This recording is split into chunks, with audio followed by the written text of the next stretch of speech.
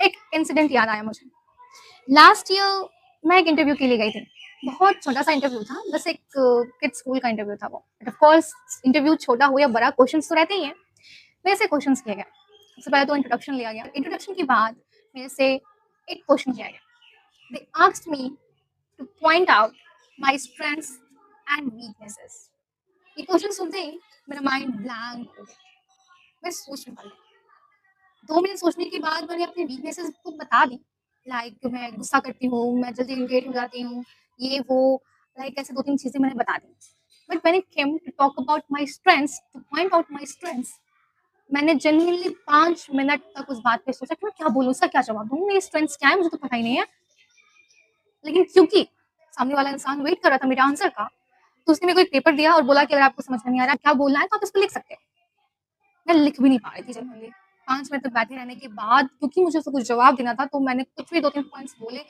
3 भी नहीं बोले होंगे, शायद 1 से 2 पॉइंट के बीच में, वो भी सोच करके इतना 5 मिनट मैंने कुछ बोल दिया। मेरे को याद भी नहीं कि मैंने क्या बोला। उसमें से शायद एक बोला था कि I am a very patient person, मुझे बहुत पेशेंस है। दूसरा बोला कि I am a quick learner.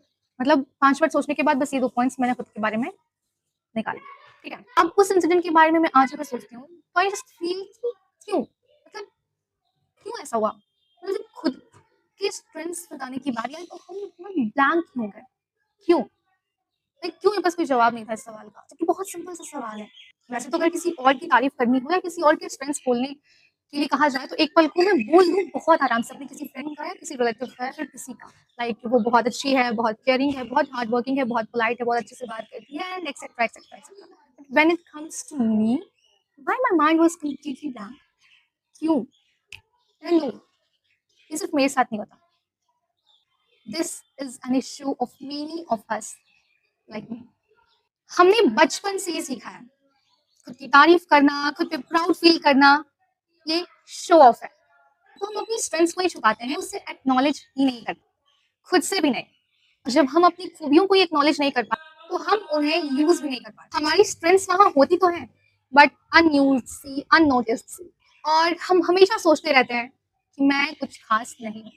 But the reality is कि तुम खास हो, बस तुमने कभी नोटिस नहीं किया है।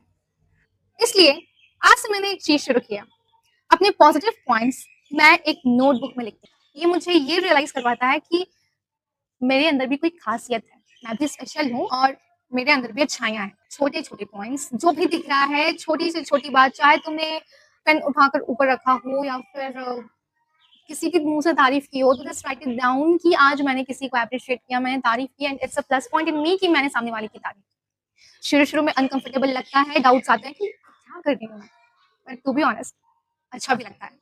I am still practising it. अगर ये वीडियो थोड़ी कनेक्टिंग लगी तो सब्सक्राइब, बिकॉज हम यहाँ अक्सर ऐसे रिलेटेबल टॉपिक्स पे बातें करते रहते हैं। सी यू नेक्स्ट वन।